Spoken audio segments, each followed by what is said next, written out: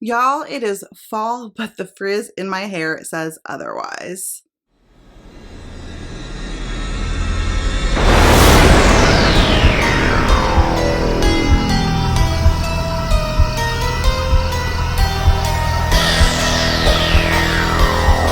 I live in North Carolina and it is super hot. Today is like the last hottest day I think that we're gonna have. The high is 96 degrees and it's looking like we're not gonna have any more days above 95, which is cool. I am looking forward to a cooler, cozier time, and I thought I would share some cozy fall book recommendations. I have here a list that's gonna go from cozy fantasy to cozy horror in a spectrum, okay? I hope that makes sense. I'm kind of excited about how I set it up. So we're gonna have cozy fantasy romance, cozy horror, gothic horror. Books that I feel like are really honestly like the coziest books to be reading in the fall. So I hope you guys enjoy this video. If you do, don't forget to click the like button and comment down below. What is the coziest fall book that you can think of? All of my social media is linked down below in the description, including my Goodreads Instagram and Twitter, along with a link to my Patreon and the Hideaway Discord that I share with my good friend Maggie, as well as the link to my Etsy shop where I sell bookish and seasonal bookmarks. If you haven't already subscribed, I would love to have you do so. Don't forget to click the notification bell if you want to be notified every time I post videos like these. With all of that out of the way, let's get into this list. I have 13, I believe, books here. And they're all, like I said, on a spectrum of cozy. So let's start out with cozy fantasy. So the first book I'm going to discuss is Cursed Cocktails by S.L. Rowland. So I have not finished this yet. I literally am currently reading this and I'm loving it. This has Legends and Lattes cozy fantasy vibes to the max. I'm not feeling any stakes. I'm just feeling cozy. I'm loving the references to the regions and then the foods and alcohols that they make in those regions in this world too. So this is about this guy and he's kind of like a warlock, I believe, and he's been at war. He is like a really prized soldier and really prized for what he can do, but he's injured now and he decides to go to the south to try to live a longer life and heal.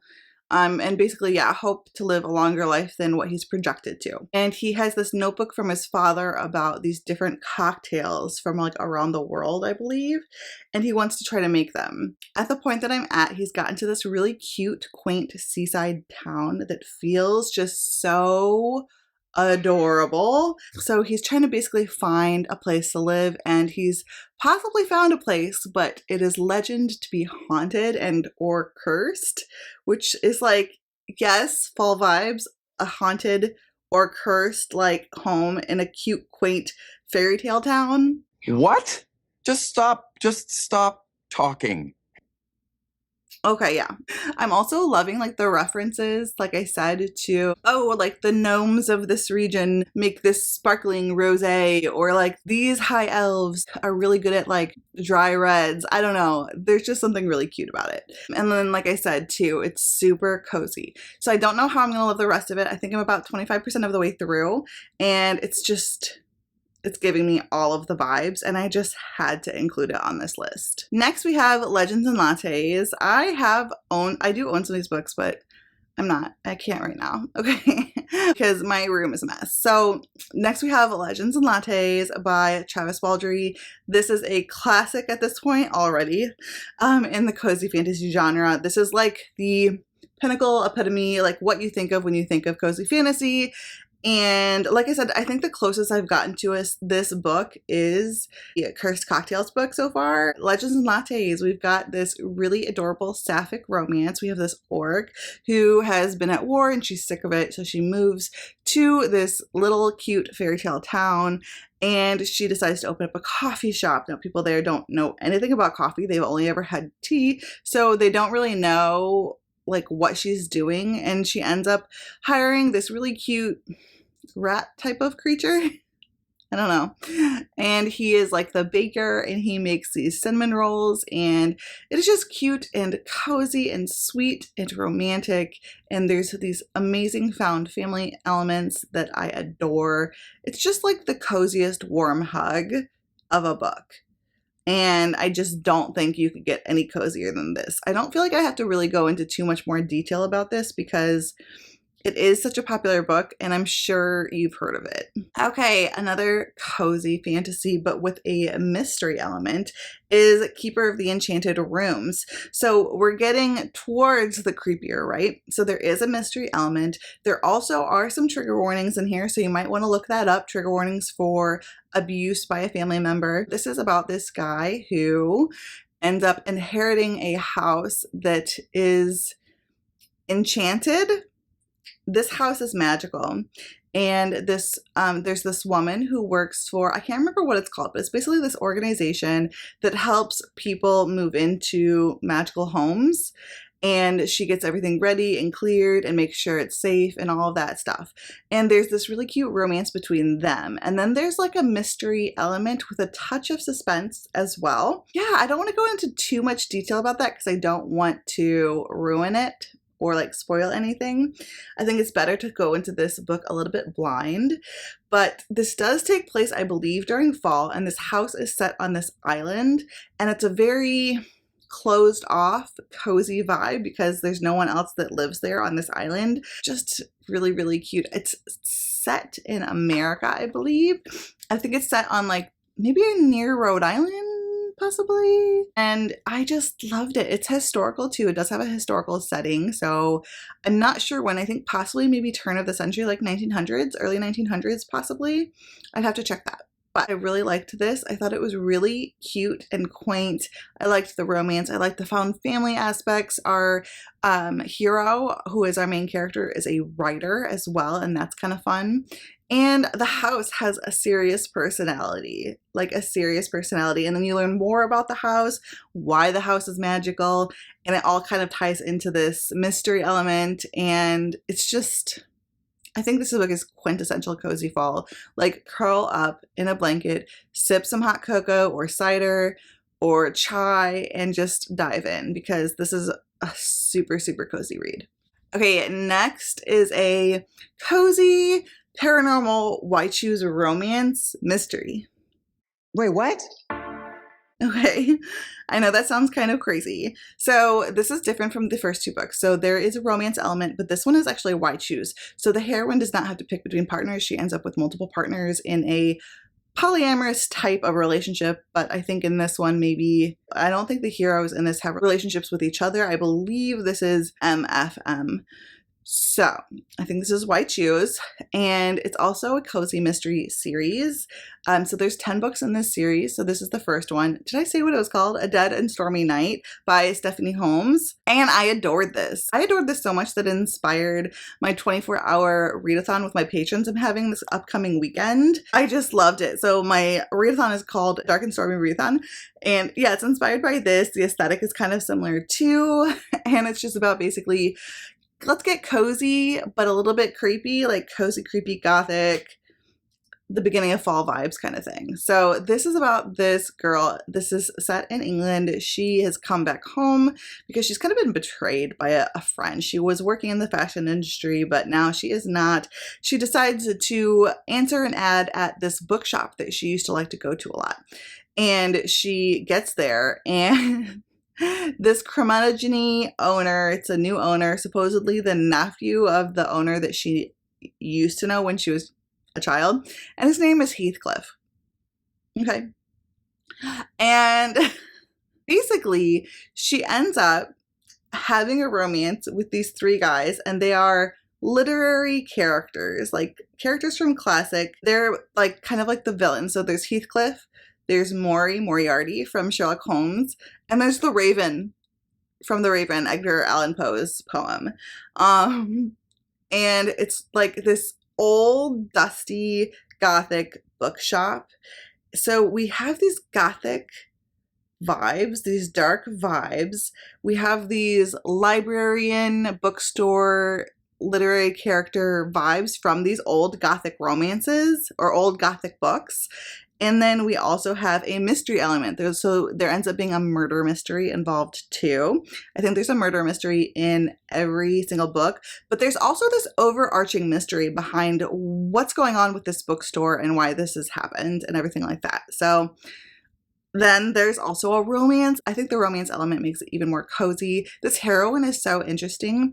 She is actually going blind. You find out pretty soon that she's going blind. So she is having to deal with the realities of that. And it's very painful, like emotionally painful and scary. And so there's some like real stuff too. This is not like fully cozy, but it's quite cozy. And I had a wonderful time with this. I'm definitely planning on continuing on in the series because it literally hits so many like vibes and notes that I just was like, I never thought I would find a why choose paranormal, bookish, gothic, cozy mystery.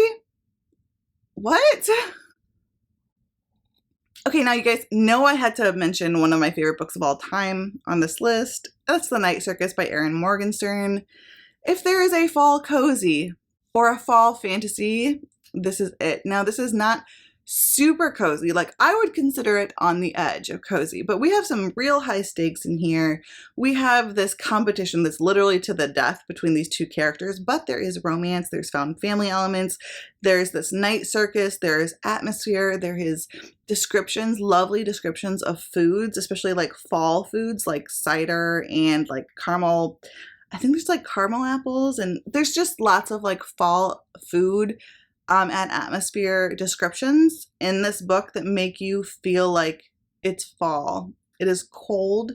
The air is crisp. You're at this circus surrounded by magic, and people don't think it's real magic, but it actually is, which is kind of interesting too.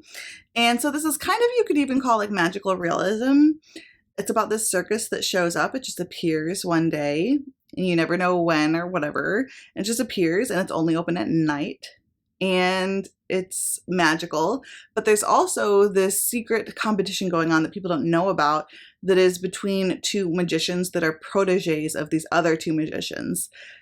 And it's a fight to the death to see basically which magician creates the better protege.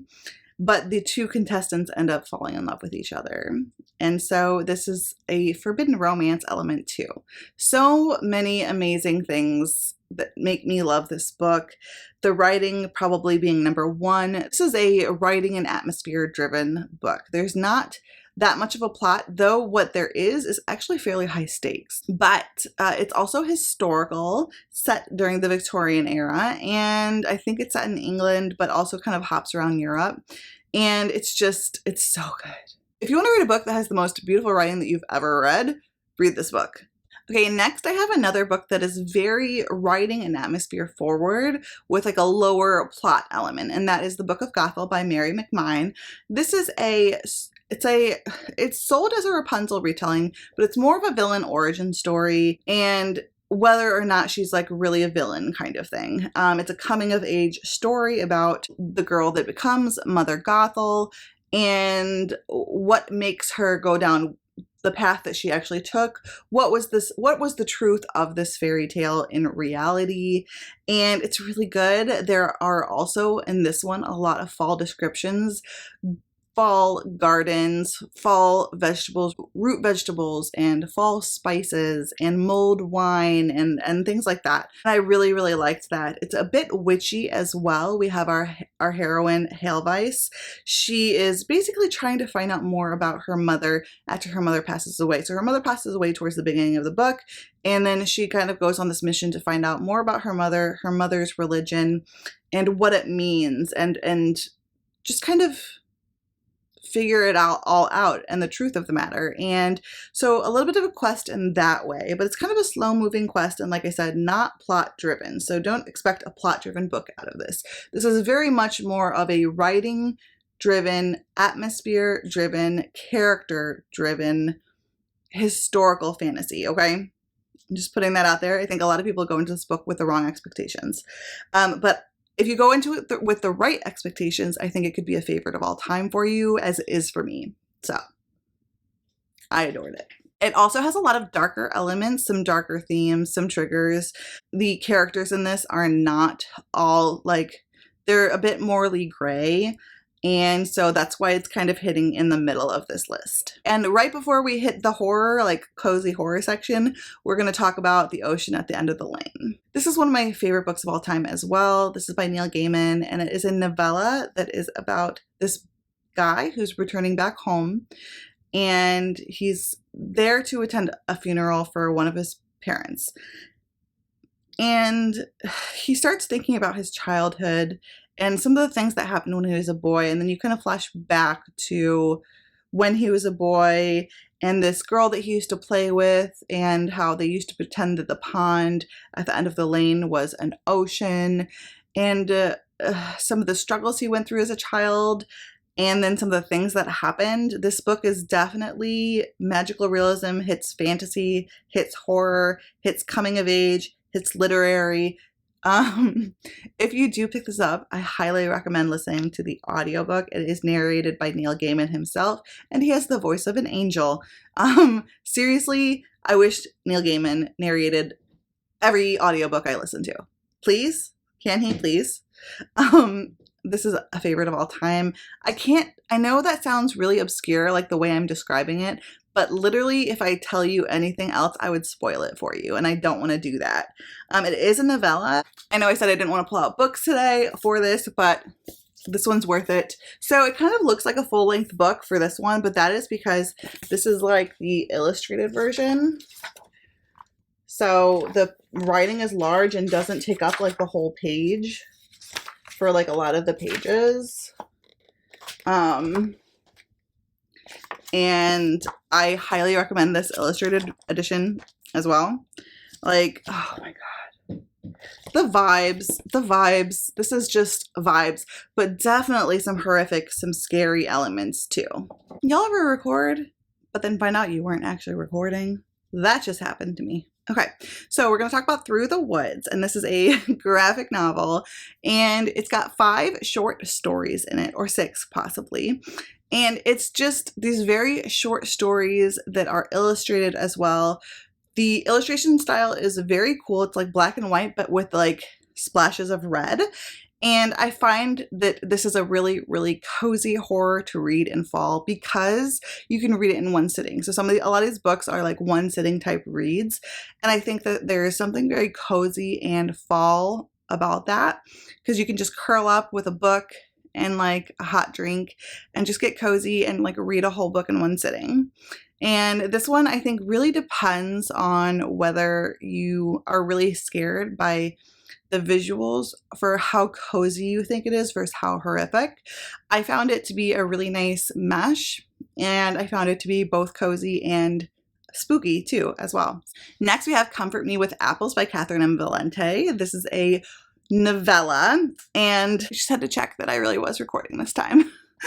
Okay, so this is a novella, and I can't tell you too much about it because it would spoil it. It's very short, but it's basically about this Stepford wife situation. So there's this woman, and she lives in this perfect neighborhood with this perfect house and a perfect life with a perfect husband, and everything is perfect.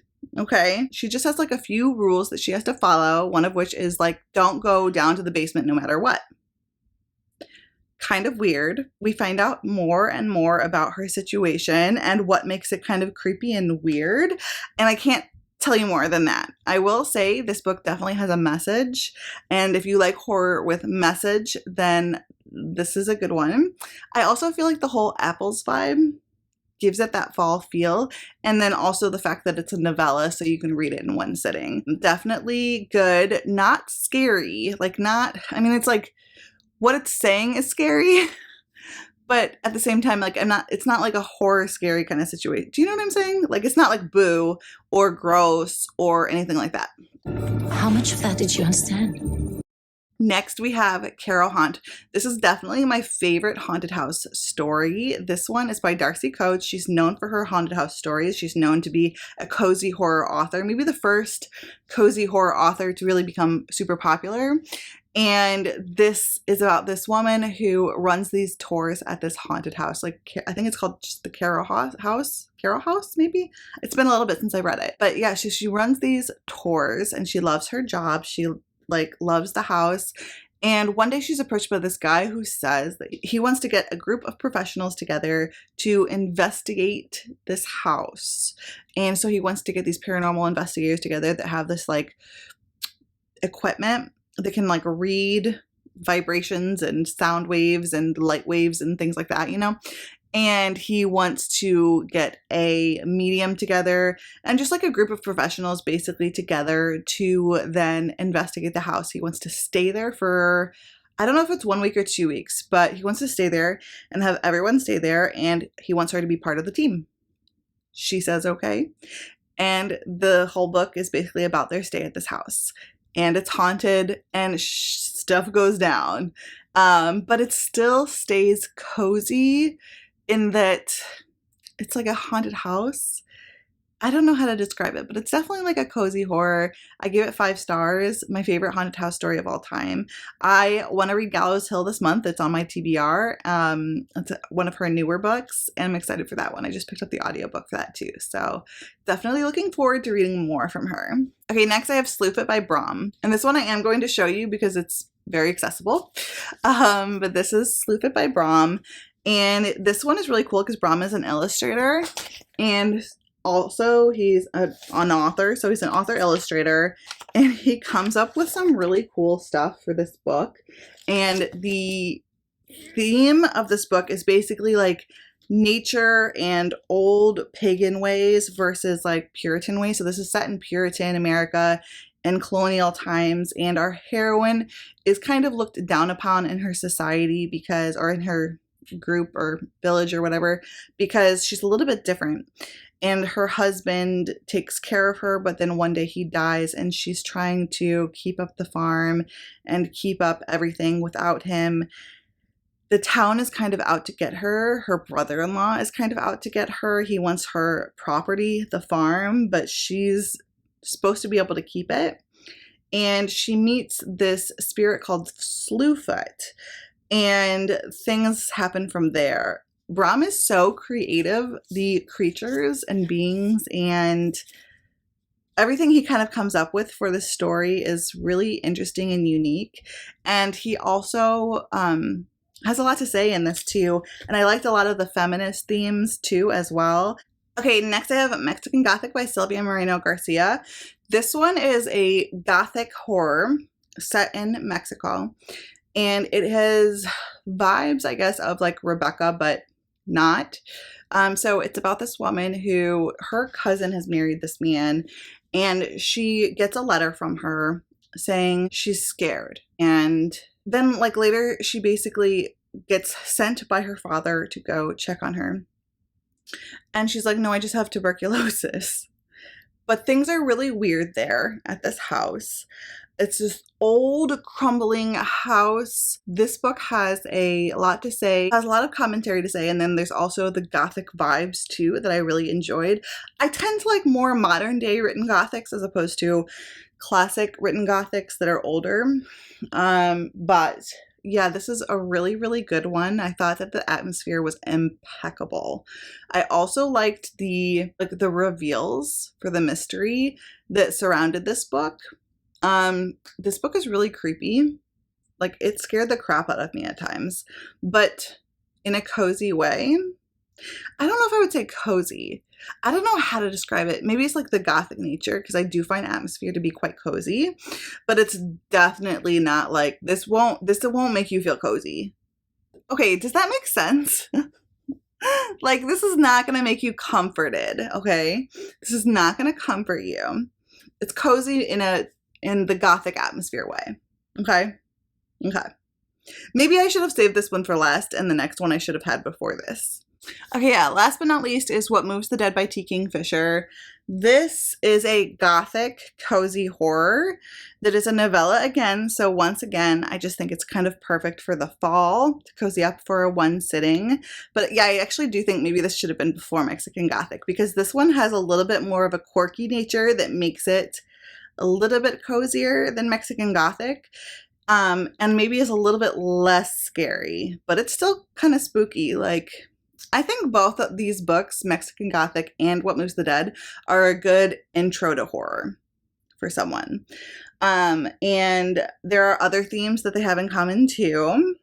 And I thought this one was like classic T. Kingfisher with the quirk level. This was quirky, and it had some good humor. And just the quirky characters, I especially loved. There's like this side character, she like investigates mushrooms, and I really liked her a lot. The main character is non-binary, and I think T. Kingfisher does a really good job with trans, non-binary, LGBTQIA. T. Kingfisher just does a really good job with that. And this book was no different. In this also, like, the pronouns are different too. This is like a made-up country, I think. This is a retelling of the fall of the House of Usher, so already a Gothic story, and it keeps those Gothic vibes going, but adds in a quirk level. It's quirky. It's really good. I like this book a lot. I give it 4 stars, and I think this is cozy horror for sure. Okay, that is it. I hope you guys like this video of my favorite fall cozy books, all the way from cozy fantasy to cozy horror. And if you like this video, don't forget to click the like button, comment down below, let me know what the coziest fall book you can think of is. And if you haven't already subscribed, I would love to have you do so. All of my social media is linked down below in the description, including my Goodreads, Instagram, Twitter, the link to my Patreon, the link to my Etsy shop where I sell bookish bookmarks and seasonal bookmarks, and the link to the Discord that I share with my good friend Maggie called The Hideaway. Until next time, fellow readers, keep reading and living your best life.